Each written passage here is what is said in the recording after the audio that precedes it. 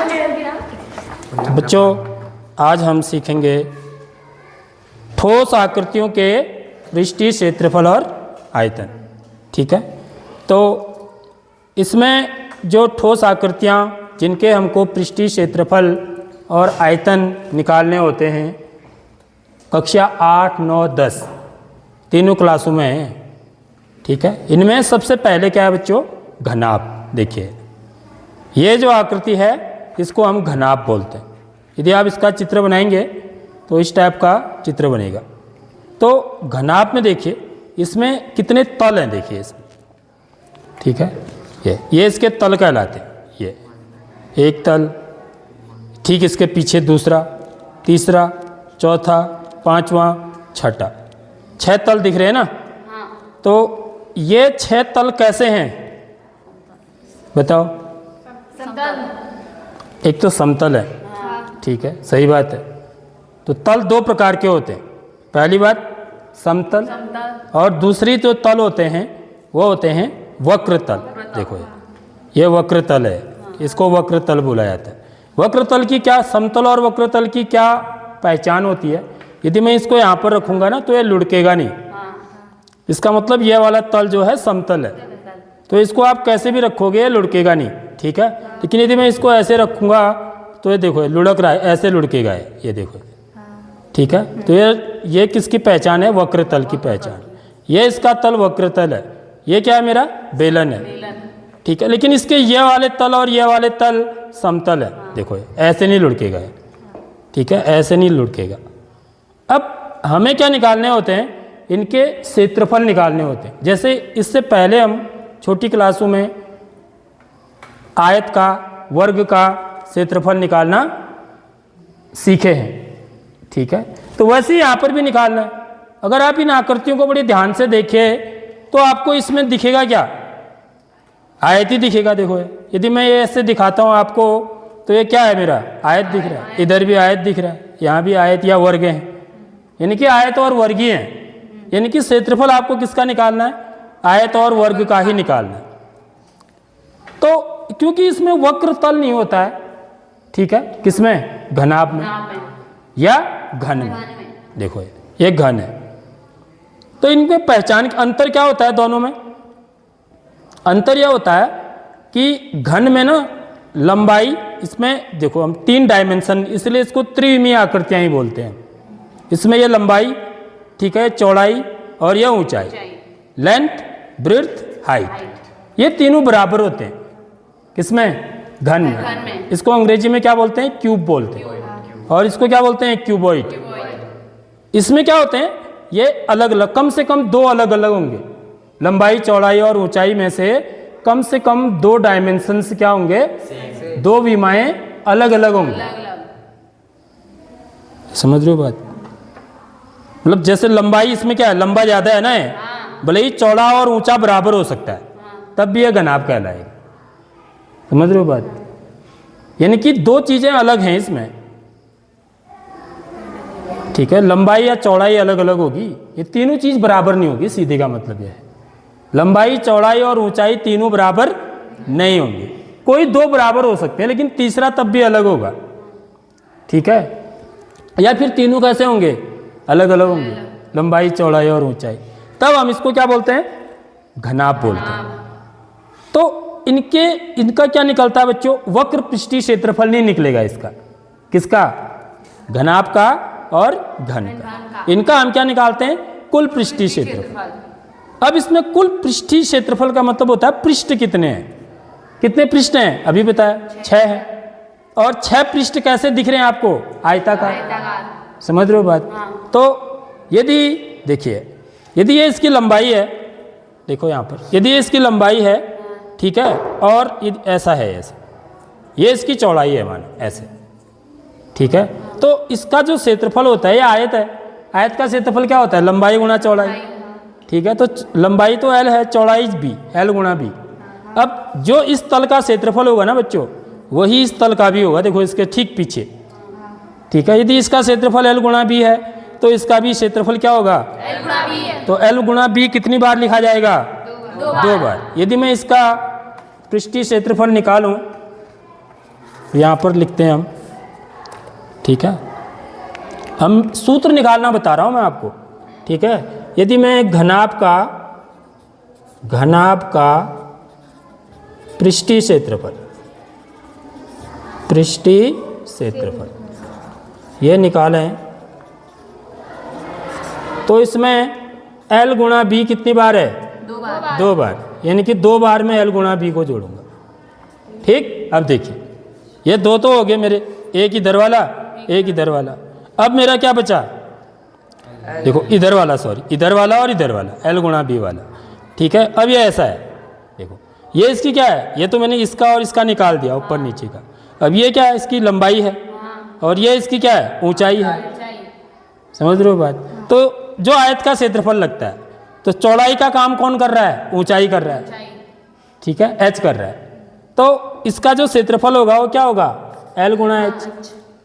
समझ रहे हो बात? अब ये भी कितने होंगे? देखो बच्चों, एक इधर है तो एक इधर है, तो कितने होंगे? 2 होंगे, धन L गुणा H। तो L गुणा H भी कितने हो गए मेरे? 2 हो गए, धन। अब देखिए, अब ये वाला हिस्सा बचा, ठीक है। ये इसमें क्या चीज़ है मेरी? देखो इसमें क्या है? यदि मैंने ऐसे रखा है तो ये तो इसकी लंबाई है और ये इसकी चौड़ाई है और ये इसकी ऊंचाई है, ठीक है। तो इस ये भी एक क्या बन रहा है? ये भी एक आयत है, देखो सामने। तो इसमें क्या क्या चीज़ें हैं? लंबाई और चौड़ाई और ऊंचाई। तो चौड़ाई को क्या बोलते हैं हम? B से दिखाते हैं, गुणा ऊंचाई को H से। अब ये भी कितने हैं? 2 हैं, एक इधर है तो एक इधर भी है, देख लो ध्यान से। तो ये भी कितनी बार होगा? 2 बार, B गुणा H।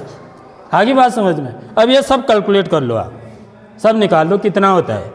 देखो L गुणा B, LB धन LB, ठीक है। कितने LB हो गए? 2 LB धन 2 LH, ठीक है, 2 LH, ठीक है, धन 2 BH। तो मैं BH को आगे कर देता हूँ, क्योंकि हम ना देखो इसको क्रम से करते हैं। देखिए याद करने का क्या है तरीका इसमें। ये मेरा L है माना, इधर को कर देता हूँ। L के बाद क्या आएगा? B, फिर H में L माने लंबाई, B माने चौड़ाई, H गुण माने ऊंचाई। तो देखिए 2 LB, L को B के साथ LB, 2 LB धन 2 BH। देखो 2 LB धन 2 BH, इसलिए इसको आगे कर दिया, ठीक है, धन फिर उसके बाद ये 2 HL। LH को क्या लिख सकता हूँ मैं? HL भी लिख सकता हूँ ना, धन 2 HL। अब इनमें क्या चीज़ कॉमन है? तीनों में 2 कॉमन है, तो 2 को बाहर ले लिया, तो अंदर क्या बचेगा? LB धन BH धन HL। आगे बात समझ में बच्चों? ये तो ये जो मेरा ये जो हम बनाने वाले हैं टेबल, इसमें इसका वक्र पृष्ठीय क्षेत्रफल तो कुछ नहीं होगा, ये इसकी लंबाई को L से दिखाएंगे, ठीक है, चौड़ाई को B से और ऊंचाई को H से। तो कुल पृष्ठीय क्षेत्रफल कितना आ गया मेरा बच्चों? 2 LB धन BH धन H। ये सूत्र हमको याद भी करना पड़ता है, ये मैंने आपको कैसे बनता है बता रहा हूँ, ठीक है। अब इसका आयतन क्या होता है? इसका आयतन का सूत्र होता है, जो क्षेत्रफल है ना, क्षेत्रफल क्या है इसका? लंबाई या चौड़ाई, और साथ में क्या आ गया? एक नई चीज़ और आ गई ना, ऊंचाई आ गई। अगर ऊंचाई नहीं होती तो ये खाली आयत ही होता, जैसे कागज़ के पन्ने की तरह होता ना, अगर ऊंचाई नहीं होती तो, ठीक है। तो आयतन निकालने के लिए हम इन तीनों को गुणा कर देते हैं, L गुणा B गुणा H, ठीक है बच्चों। आगे बात समझ में? अब जब घन की बात आती है तो घन में देखिए, घन में हमारे तीनों बराबर हैं, लंबाई भी, चौड़ाई भी और ऊंचाई। तो लंबाई को क्या लिख देता हूं मैं? A, यहाँ पर A लिख देते हैं, A माने भुजा यानी कि साइड। चौड़ाई भी क्या होगी? A। ऊंचाई भी क्या होगी? A। तो देखो इसी के सूत्र से निकल जाता है। किसके सूत्र से? घनाभ के। घनाभी तो है क्या? घन एक घनाभी होता है, एक ऐसा घनाभ जिसकी लंबाई, चौड़ाई और ऊंचाई बराबर होती हैं, ठीक है। तो देखिए इसके सूत्र से हम कैसे निकाल सकते हैं, देखो इसमें देखो कैसे निकाल सकते हैं। जो घनाभ का जो पृष्ठीय क्षेत्रफल था वो 2 LB धन BH धन HL था। ठीक, अब क्या कर देते हैं हम, यहाँ पर क्या है घन वाले केस में, घन वाले केस में क्या है मेरा L बराबर B बराबर H, ये तीनों बराबर है और इनको मैं क्या कह दे रहा हूँ, नया नाम दे दे रहा हूँ A। ठीक है, तो इस सूत्र में जहाँ भी L B और H हैं वहाँ पर क्या रख देते हैं, A रख देते हैं। 2A गुणा A, क्यों, L की जगह पर भी A, B की जगह पर भी A, धन A गुणा A, धन A गुणा A, सॉरी है A गुणा A। ठीक, आगे बात समझ में, तो कितना हो गया 2A गुणा A क्या हो गया A स्क्वायर,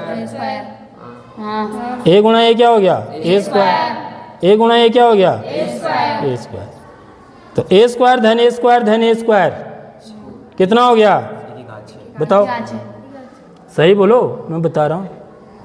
A वर्ग धन A वर्ग धन A वर्ग कितना होगा, हाँ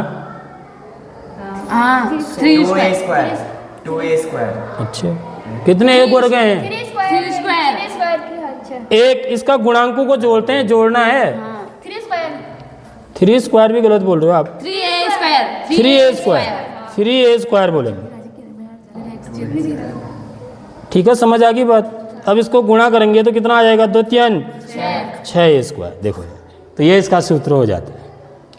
आगे बात समझ में, तो घन का सूत्र हम घनाभ के सूत्र से निकाल सकते हैं, किसका, पृष्ठीय क्षेत्रफल का। तो ये कितना होता है बच्चों, 6A स्क्वायर।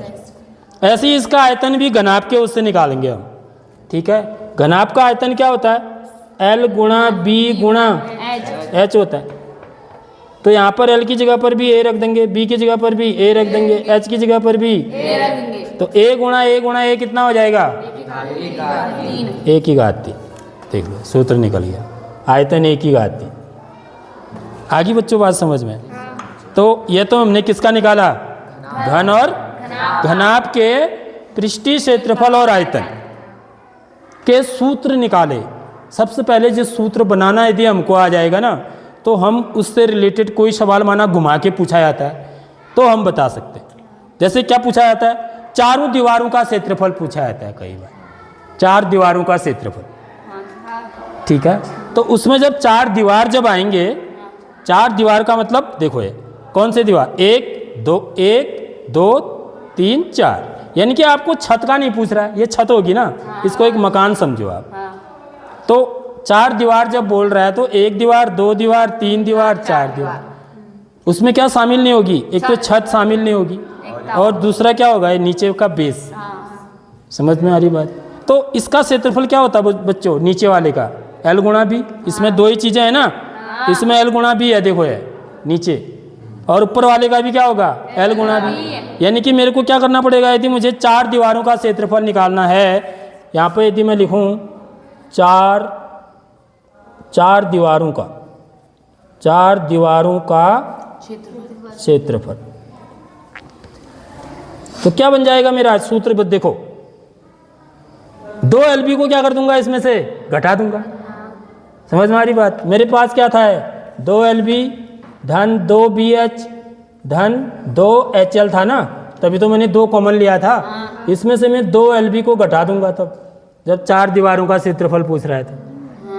आगे बात समझ में, तो 2 LB से 2 LB कट गया पूरा, तो क्या बचा मेरे पास, 2 BH धन 2 HH, और यहाँ पर भी 2 मेरा कॉमन हो जाएगा। समझ में आ रही बात। और H भी कॉमन हो जाएगा, देखो ये H भी कॉमन आ गया अब ये। ठीक है, तो मेरा क्या हो जाएगा, H कॉमन लूँगा, 2H, तो क्या हो जाएगा, यहाँ क्या बचेगा, B धन L, तो इसको क्या लिखते हैं, 2H B धन L ब्रैकेट में। आगे बात समझ में। तो इस प्रकार में चारों दीवारों का क्षेत्रफल कैसे निकलता है, उस कॉन्सेप्ट को भी समझ गए हम। उसमें हम क्या करेंगे, आधार का क्षेत्रफल और छत का, उसको क्या कर देंगे, पूरे में से कम कर देंगे, घटा देंगे। ठीक है, समझ आ गई नहीं आई बात। पॉज करना।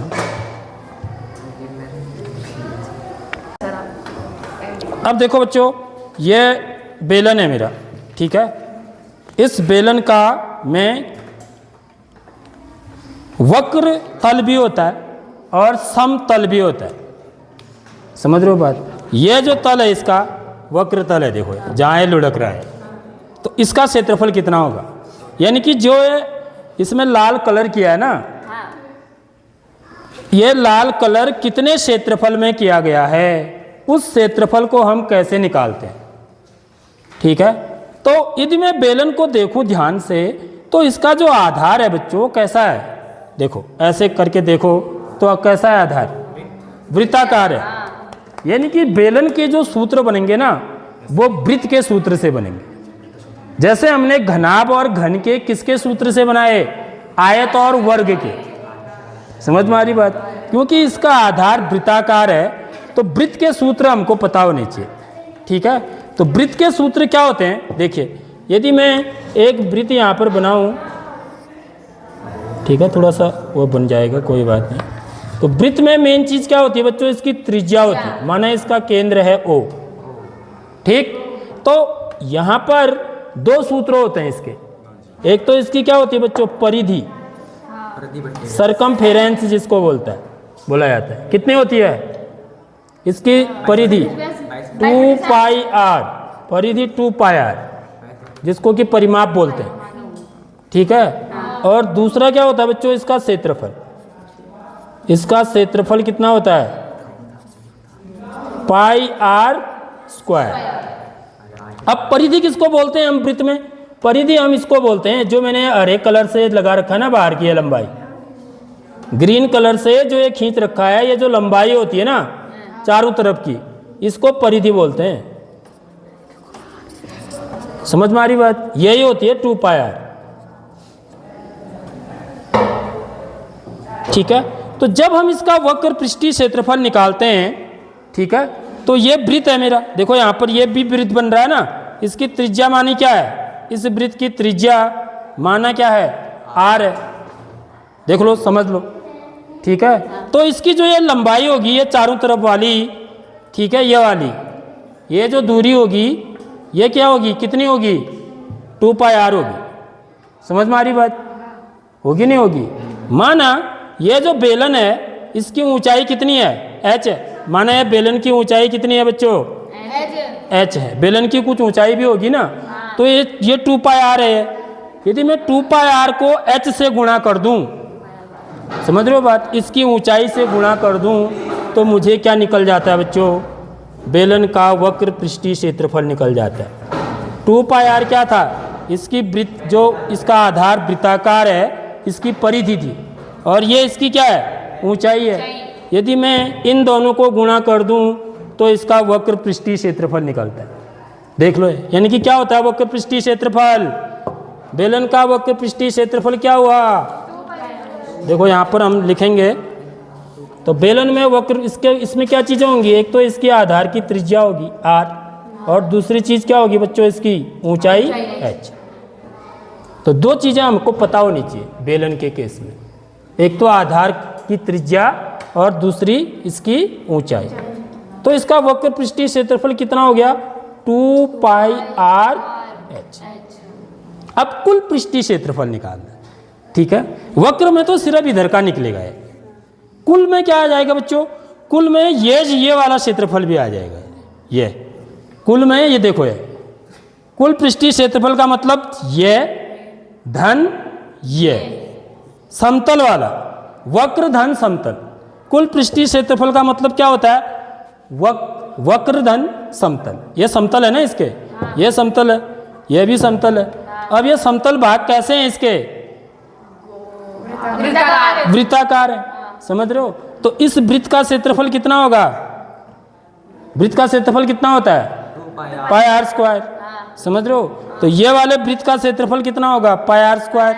और इधर वाले वृत्त का क्षेत्रफल भी कितना होगा? पाई r स्क्वायर। यानी कि यदि मुझे कुल पृष्ठीय क्षेत्रफल निकालना है, तो मैं क्या करूंगा?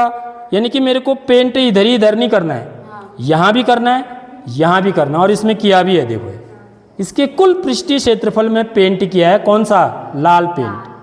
तो ये क्षेत्रफल कितना है, ये मुझे पता करना है।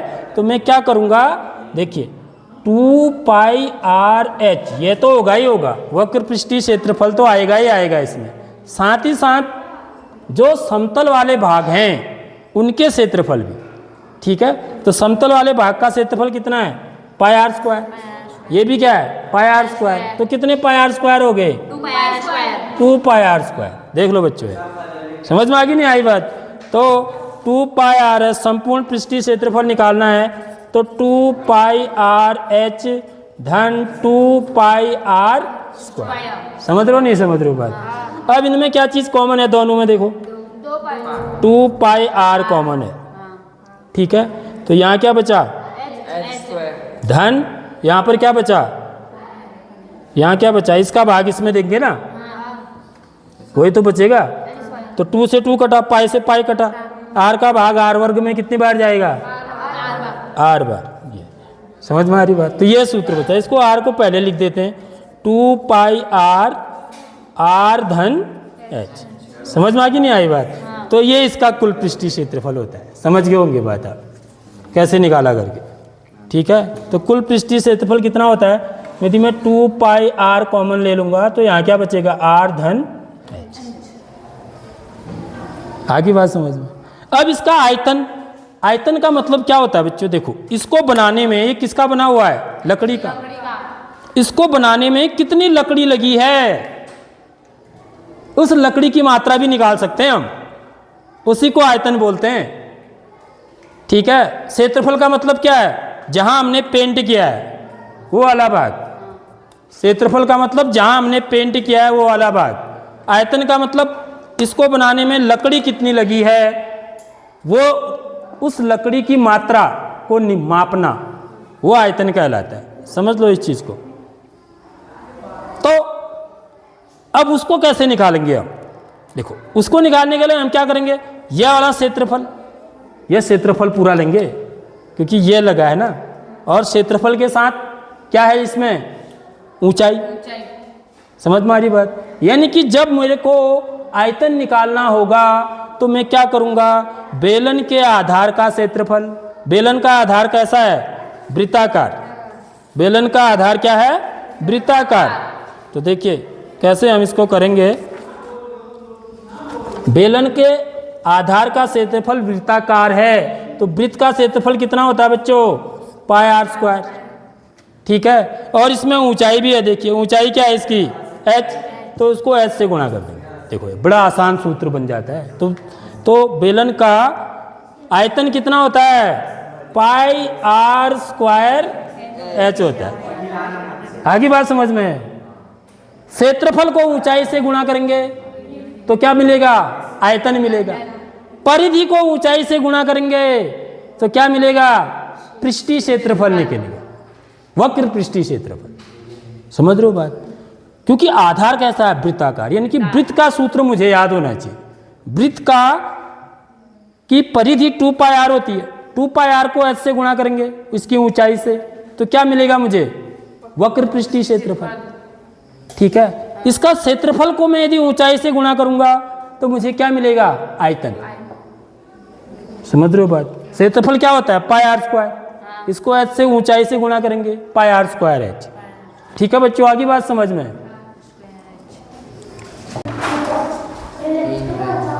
अब देखिए बच्चों, हम बेलन का शंकु का निकालेंगे। शंकु को देखिए जरा सा। ठीक है, इसमें भी 2 तल है। एक तो इसका क्या है? समतल है। देखो ऐसे नहीं लुढ़केगा।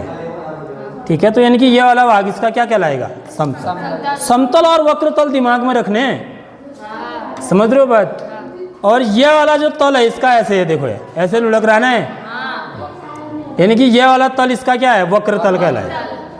तो इन दोनों के क्षेत्रफल अलग अलग निकालते हैं हम। जब वक्र तल का क्षेत्रफल निकालते हैं खाली, तो उसको वक्र पृष्ठीय क्षेत्रफल बोलते हैं। कर्व्ड सरफेस एरिया, अंग्रेजी में क्या बोला जाता है? कर्व्ड सरफेस एरिया, ये वाला। ठीक है, यदि मैं इसको भी निकालूंगा और इसको भी निकालूंगा, ठीक है, तो कुल पृष्ठीय क्षेत्रफल कहलाएगा। कुल हो गया ना। अब ये धन ये कैसा था? समतल। ये कैसा था? वक्र। ठीक है, अब देखिए यहां पर क्या होता है बच्चों? यहां पर यदि हम शंकु की बात करते हैं तो इसमें 2 ऊंचाइयां होती हैं। एक ऊंचाई तो इसकी सीधे ऐसे होगी। देखो ये ऊंचाई सीधे करके ऐसे, ठीक है, इसको h से दिखाते हैं जो ऐसी ऊंचाई निकालेंगे, और एक ऊंचाई ऐसी होगी जो मैं ऐसे निकालूंगा, देखो इसके साथ चिपका के, समझ रहे हो बात, इसको बोलते हैं तिर्यक ऊंचाई, स्लैंट हाइट। तो ये स्लैंट हाइट क्या होगी, ज़्यादा होगी ना, ये ऊंचाई ज़्यादा होगी, ये ऊंचाई क्या होगी, कम होगी, समझ रहे हो बात। इस लेवल पर इसकी जो ऊंचाई है, ठीक है, ये सीधे क्या हुई, परपेंडिकुलर, लंब ऊंचाई बोलेंगे, ठीक है। इसके साथ यदि मैं इसको करूं तो सीधे, और ये करूंगा तो ये क्या हो जाएगी, तिर्यक ऊंचाई कहलाएगी, ठीक है। तो यहाँ पर दो ऊंचाइयाँ होती है, एक ऊंचाई को हम किससे दिखाते हैं, h से दिखाएंगे, जो सीधी ऊंचाई होती है, सीधे ऐसे, इसको h से दिखाते हैं, और ऐसी वाली ऊंचाई को l से दिखाते हैं, ठीक है।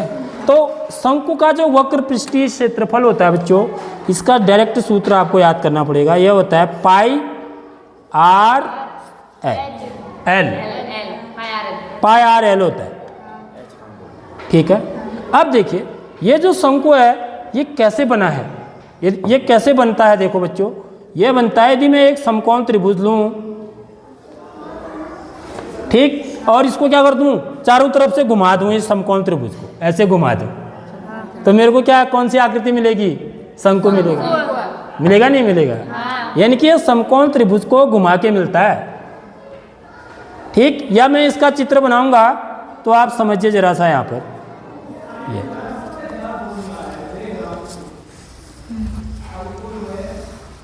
यानी कि ये मेरा समकोण त्रिभुज होता है, ऐसे भी समझ सकते हैं आप, यह समकोण त्रिभुज बन रहा है ना।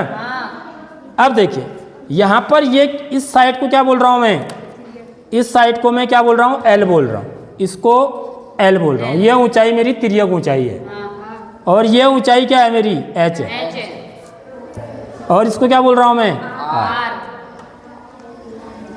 ठीक है। यानी कि ये समकोण त्रिभुज बन गया, तो समकोण त्रिभुज में ये आधार हो गया, ये लंब हो गया, और ये क्या हो गया, कर्ण। यदि मुझे L निकालना है, ठीक है, L नहीं दे रखा है मुझे, यदि मुझे खाली H और R दे रखे हैं ना बच्चों, तो भी मैं L निकाल सकता हूँ, इसका मतलब किससे, पाइथागोरस से, समझ में आ रही बात। तो यहाँ पर L बराबर क्या होगा, L बराबर क्या होगा, L स्क्वायर बराबर कर्ण का वर्ग बराबर आधार का वर्ग धन लंब का वर्ग, देखो L स्क्वायर बराबर R वर्ग धन H वर्ग।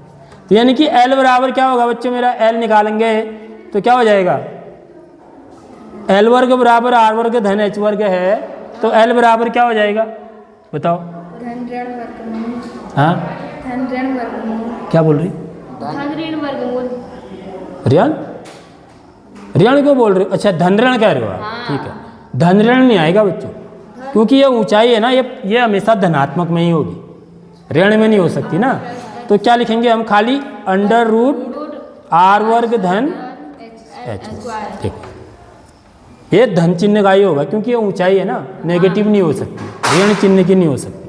तो एल हम इस सूत्र से निकालेंगे। यदि एल डायरेक्ट दे रखा है सवाल में तब तो ठीक है, एल का मान रख ही देंगे। यदि एल नहीं दे रखा है मेरे को, बल्कि क्या दे रखा है, खाली आर और एच दे रखे हैं, तो भी मैं एल निकाल सकता हूँ। समझ रहे हो नहीं समझ रहे हो बात? तो जो शंकु का वक्र पृष्ठीय क्षेत्रफल होता है वो कितना होता है, यहाँ पर लिख देता हूँ मैं, क्या होता है, पाई आर एल, जहाँ एल हम कैसे निकालेंगे, एल बराबर under root r square plus h square. ठीक है, अब आते हैं इसका अगला कुल पृष्ठीय क्षेत्रफल पर। तो कुल पृष्ठीय क्षेत्रफल में हम क्या करते हैं, वक्र पृष्ठीय क्षेत्रफल तो लेते ही लेते हैं, ठीक है, यानी कि पाई आर एल तो लूंगा ही लूंगा मैं, पाई आर एल धन इसमें कौन से भाग का क्षेत्रफल जोड़ दूंगा, जो इसके समतल भाग का क्षेत्रफल। समतल देखो याद रख लो, कोई भी हो, कुल पृष्ठीय क्षेत्रफल में वक्र पृष्ठीय क्षेत्रफल धन समतल भाग का क्षेत्रफल, ये लेते हैं हमेशा। ठीक है, तो पाई आर एल तो होगा ही होगा, प्लस समतल भाग देखो इसका, इसके शंकु के चित्र को देखो ध्यान से, ठीक है, और समतल भाग कौन सा है इसका, ये, और ये कैसा है, वृत्ताकार। तो इसका क्षेत्रफल क्या होगा, यदि इसकी त्रिज्या r है, ठीक है, तो इसका क्षेत्रफल क्या होगा, पाई आर स्क्वायर आर, ये यानी कि पाई आर एल धन पाई आर स्क्वायर होता है इसका कुल पृष्ठीय क्षेत्रफल। आगे बात समझ में, यहाँ पर एक ही पाई आर स्क्वायर जुड़ेगा। जैसे बेलन में कितने पाई आर स्क्वायर जुड़े थे? दो, क्योंकि बेलन में दो वृत्त बन रहे थे, एक इधर एक इधर, समझ रहे हो बात, इसलिए हमने 2 पाई आर स्क्वायर जोड़ा। यहाँ पर जो है शंकु के केस में एक ही पाई आर स्क्वायर जुड़ेगा। ठीक है, समझ में आ गई। अब देखो इसमें जो कॉमन है तो उसको कॉमन ले लेते हैं सूत्र बनाने के लिए ना। एक तो पाई कॉमन है, आर भी कॉमन है, तो यहाँ क्या बचेगा? एल, यहाँ एल धन आर। तो इसका जो सूत्र बनेगा कुल पृष्ठीय क्षेत्रफल का पाई आर एल धन आर। ठीक है, अब देखो, अब बच्चों एक चीज़ होती है, इसका आयतन निकालने की बात करते हैं। आयतन, ठीक है, आयतन में क्या होता है? यदि देखो ये मेरा शंकु है और ये मेरा बेलन है, इनकी ऊंचाई यदि समान है, ठीक है, और आधार की त्रिज्या भी बराबर है, ठीक है, हालांकि इसकी है नहीं, देखो इसमें ये कम लग रहा है ना, देखो आधार की त्रिज्या इसकी ज़्यादा है, इसकी कम है, नहीं तो बराबर होती तो इसके ऊपर पूरा बैठ जाता है। ठीक है, यदि एक बेलन और बेलन का संबंध ना शंकु का संबंध बेलन से होता है, इस बात को याद रख लीजिए। ठीक, यदि इसका आधार की त्रिज्या और इसके आधार की त्रिज्या बराबर है और इसकी ऊंचाई और इसकी ऊंचाई भी बराबर है, तब इसका जो आयतन होता है बच्चों, इसका 1/3 होता है, ये याद रखना है। कितना होता है? 1/3। 1/3 को क्या बोलते हैं? कैसे लिखते हैं? 1/3। 1/3 बेलन का आयतन कितना होता है? Pi are square H. तो देख लो ये, इसलिए शंकु का जो आयतन होता है बच्चों कितना होता है? 1/3 पाई आर स्क्वायर एच। यानी कि आपको क्या करना है? बेलन का आयतन ज्ञात करना है। बेलन के आयतन का सूत्र पता होना चाहिए, बस इसको 3 से भाग दे दो। समझ में आ रही बात? यानी कि यदि मैं एक बर्तन लूँगा, ठीक है, ऐसा मेरे पास एक, इसका मतलब क्या हुआ देखो, ये भी समझ लो। मेरे पास एक बेलनाकार बर्तन है, ठीक है, जिसकी त्रिज्या शंक्वाकार बर्तन की त्रिज्या के बराबर है और ऊंचाई भी दोनों की बराबर है। अब मैं इस बर्तन से इस बेलन को भरना चाह रहा हूँ पानी से, यानी कि ये इसी कैसा है, ये खाली है। खाली वाला बर्तन भी तो हो सकता है, घर में होते हैं ना हमारे, जिसमें हम क्या रखते हैं? आटा, चावल, इस टाइप की चीज़ रखते हैं। और ये भी क्या होता है? ये भी खुला हो सकता है।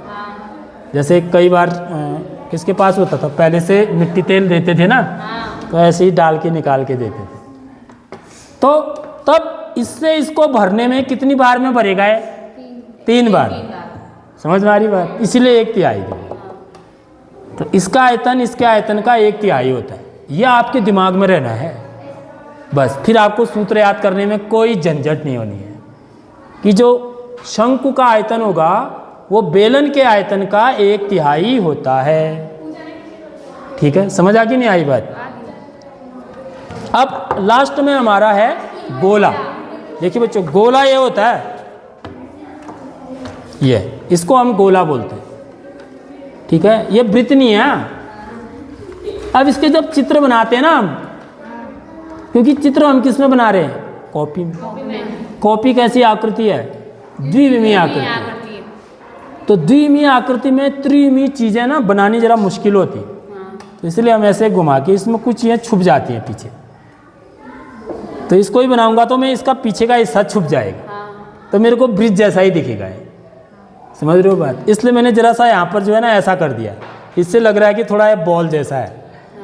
ठीक है, यदि मैं खाली ऐसे करता तो आपको थोड़ी, आप सोचते हैं तो वृत्त है। ठीक है, तो वृत्त के केस या गोले का केस में सूत्र बड़ा आसान होता है। केवल एक ही चीज़ की जरूरत पड़ती है इसमें, बस क्या पता होनी चाहिए आपको? इसकी त्रिज्या पता होनी चाहिए। समझ रहे हो बात? क्या पता होनी चाहिए?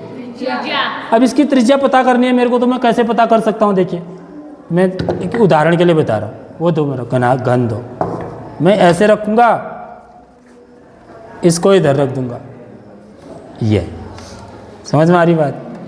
ये ऐसे मैंने चिपका के रख दिया, देखो ये बॉल को ऐसे चिपका के रख दिया, ठीक है। ये बस अब मैं क्या करूँगा बच्चों, ये दूरी नाप लूँगा, ये दूरी, ये क्या हो जाएगा, बॉल का व्यास हो जाएगा। व्यास हो गया ना, व्यास निकलेगा इससे। तो व्यास का आधा क्या होता है, त्रिज्या होती है। समझ में आ रही बात। नहीं तो वैसे नहीं निकाल सकता मैं इसकी त्रिज्या। कैसे नापोगे, कहाँ इसका केंद्र है, दिख रहा है ना, इसमें नहीं दिख रहा है केंद्र। तो हम इसको ना ऐसे करके रखते हैं, फिर ये ऐसे करके मैं इनको रखूँ, उसके बाद क्या कर दूँ, ये यहाँ से लेके यहाँ तक की दूरी निकाल लूँ। ये जैसे यहाँ से यहाँ तक की दूरी ना 8 सेंटीमीटर आ रही है, सॉरी यहाँ 8 नहीं आ रही है, इधर से सुलटा करके देखते हैं, ये आ रही है करीब 7 सेंटीमीटर, ठीक है। यानी कि इसकी त्रिज्या कितनी होगी, 3.5 सेंटीमीटर। 7 का आधा कितना हुआ, 3.5 हुआ ना, 3.5। समझ लो, देखा, निकाल दिया ना हमने त्रिज्या इसकी। इस बॉल की त्रिज्या कैसे निकाली मैंने, देखा। तो ऐसे हम त्रिज्या निकाल सकते हैं। तो इसका जो इसमें वक्र पृष्ठीय क्षेत्रफल तो होता ही नहीं है, देख लो ये होगा, सॉरी कौन सा, समतल भाग नहीं होता है इसमें, सॉरी हाँ, समतल भाग नहीं होता है इसमें।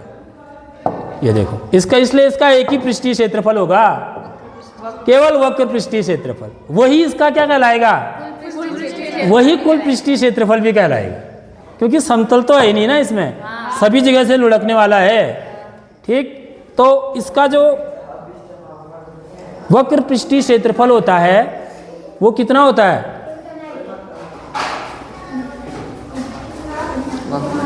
वृत्त का कितना होता है क्षेत्रफल, पाई आर स्क्वायर। तो बच्चों इसका ना 4 पाई आर स्क्वायर हो जाता है, 4 वृत्तों के बराबर होता है। समझ में आ रही नहीं आ रही बात, 4 वृत्तों के बराबर होता है इसका क्षेत्रफल, 4 पाई आर स्क्वायर। कुल पृष्ठीय क्षेत्रफल भी 4 पाई आर स्क्वायर, ठीक है। अब आयतन कितना होता है इसका, आयतन होता है 4/3।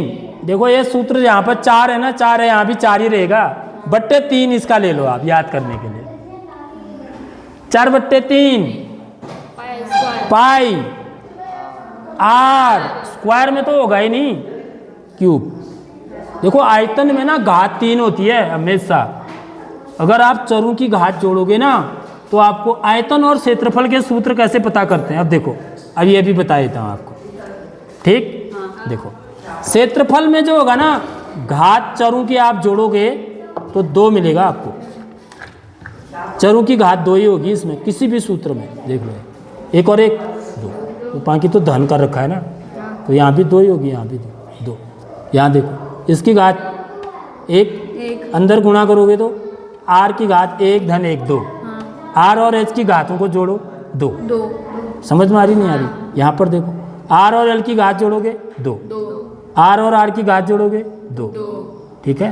हालांकि r और l की घात जुड़ेगी नहीं क्योंकि आधार अलग अलग हैं, लेकिन मैं समझाने के लिए बोल रहा हूँ आपको। तो क्षेत्रफल की यह पहचान होती है कि उसमें जो भी चर होंगे, चर का मतलब r l जो भी हैं ये चर कहलाएंगे, तो उनकी घातों को जोड़ के आपको 2 मिलेगा, ठीक है। ऐसे यहाँ पर भी देखो 2, साफ बात है। लेकिन जब आयतन के सूत्र होंगे ना तो उनमें चरों की घातों को जोड़ोगे आप तो आपको 3 मिलेगा, 1 2 3, देखो 3 2 और 1 3, 2 और 1 3, देखो क्लियर बात। तो इससे आयतन के सूत्र और क्षेत्रफल के सूत्र को आप अलग अलग ऐसे भी कर सकते हो, उनके घातों को जोड़िए चरों की। यदि घातों का योग 3 आ रहा है तो आयतन का सूत्र है, यदि घातों का योग 2 आ रहा है तो वो क्षेत्रफल का सूत्र है। बोले वो कुल पृष्ठीय क्षेत्रफल का हो सकता है या वक्र पृष्ठीय क्षेत्रफल का भी हो सकता है। देखो यहाँ भी 2 ही आएगा, समझ रहे हो नहीं समझ रहे हो बात। अब एक और होता है आकृति, वो होती है अर्धगोला। तो वो अर्धगोला ना अभी यहाँ लाए नहीं, फिर ये नहीं पढ़ो, हाँ